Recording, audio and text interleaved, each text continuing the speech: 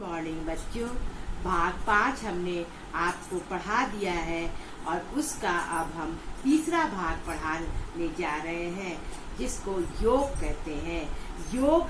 योग शब्द की उत्पत्ति संस्कृत शब्द युज से हुई थी और ये भी एक महर्षि लोग के द्वारा जो जंगलों में कुटी बना के रहते थे और वहाँ पे योग अभ्यास पुराने समय में सिखाया जाता था।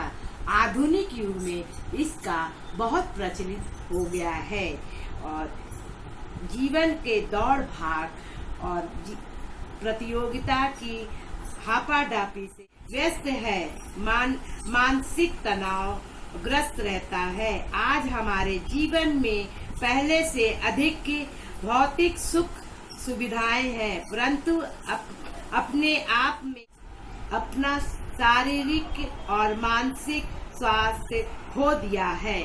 और सब कुछ जानते हुए भी योग शब्द संस्कृत की धातु युग से लिया गया है, जिसका अर्थ संयोग करना या मिलना और जोड़ना अथवा किसी भी दो वस्तुओं को मिलाकर एक बनाता है।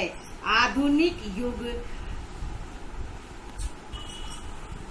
योग का अर्थ मानना और शारीरिक को ईश्वर से जोड़ना, आत्मा को परमात्मा से जोड़ा जाता है। जैसे कि योग आसन जो होता है, हमारा परमात्मा और आत्मा से जो है हमारा लगाव होता है, ईश्वर से लगाव होता है। योग का मतलब है हमारा ईश्वर से लगाव होता है। और जब हम योग आसन करते हैं तो हमको पूरे तौर से अच्छी तरह से करना चाहिए, क्योंकि अगर हमारे में मस्तिष्क में कुछ भी दिमाग आएगा या कुछ भी सोचेंगे तो हमारा जो है योग आसन सही नहीं, तनाव हमारे शरीर में बिल्कुल भी नहीं रहना चाहिए। अपने कार्य में कुशलता और लाना योग है। आधुनिक युग में सांसारिक संशोधन के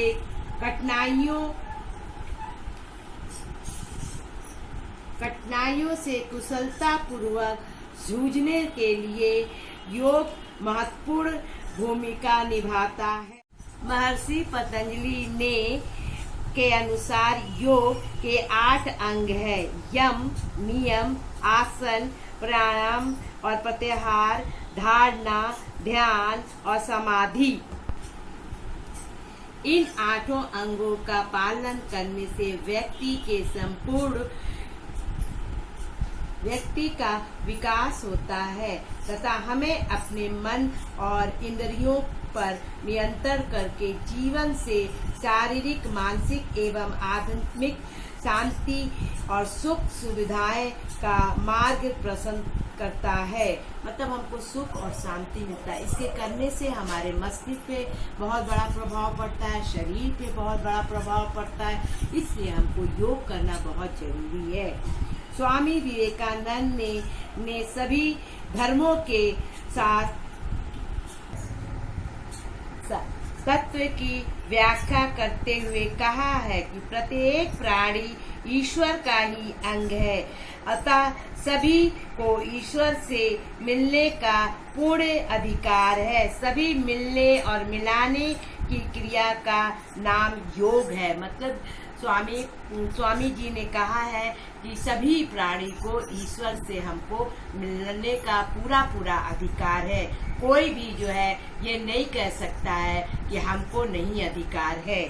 और योग वृत्ति निरोध, मतलब बिना योग जो है करने से जो होता है हम लोग निरोग रहते हैं। अगर योग करते हैं तो हमारे अंदर कोई भी रोग नहीं होता है।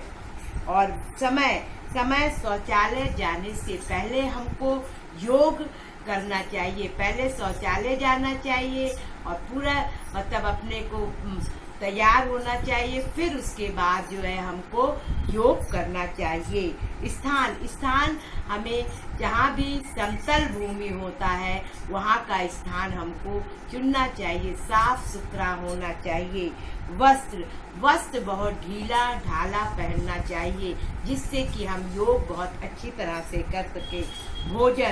भोजन आसन करने पे खाली पेट हमको रहना चाहिए, भोजन नहीं करना चाहिए। उसके बाद आधे घंटे के बाद हमको भोजन करना चाहिए। और श्वास की क्रिया भी हमारी जो होती है बहुत ही अच्छी प्रकार से, बहुत खींच के, बहुत लंबी लंबी सांस लेके हमको योग करना चाहिए। और शिथिल 15 से 20 मिनट तक हमको जो है एकदम लेट जाना चाहिए। उसके बाद हमको योग आसन करना चाहिए। योग आसन में कोई भी पैसा खर्च नहीं होता है, इसमें बस केवल हमको एक दरी की आवश्यकता होती है और हमें योग करने से बहुत प्रकार का लाभ होता है। शरीर हमको क्या होता है, ईश्वर से ज्ञान इंद्रियां भी जो होती हैं हमारी बहुत स्थिर होती हैं और हर एक कार्य जो है हम बहुत अच्छी प्रकार से करते हैं। शरीर सुडौल हो जाता है और सुंदरता प्रदान करता है। लेकिन हमको ये नहीं कि एक दिन करेंगे 2 दिन करेंगे, नहीं, हमको डेली करना चाहिए। कम से कम 2 आसन जरूर करना चाहिए जिससे कि हमको लाभ हो सके। अब हम योग आसन के महत्व और या लाभ के बारे में हम आपको बताने जा रहे हैं। पहला योग करने से शरीर में हड्डियां, मस्तिष्क, फेफड़ा, आकृतिक गुर्दे सुचारू रूप से होता है। शरीर लचीला, गतिशील, क्रियाशील और फुर्तीला बनाता है। अनेक गंभीर रोग का निवारण होता है, कब्ज दूर होता है और स्मरण शक्ति बढ़ती है और शुद्ध वायु फेफड़े में जाता है और जीवन शक्ति बढ़ती है। और योग करने से संतुलित बनाने और मोटापा दूर करने आदि की बहुत योग होता है। मनुष्य का शारीरिक, मानसिक तथा आध्यात्मिक विकास होता है। व्यायाम करने से और योग से व्यक्ति दीर्घ आयु बढ़ता है और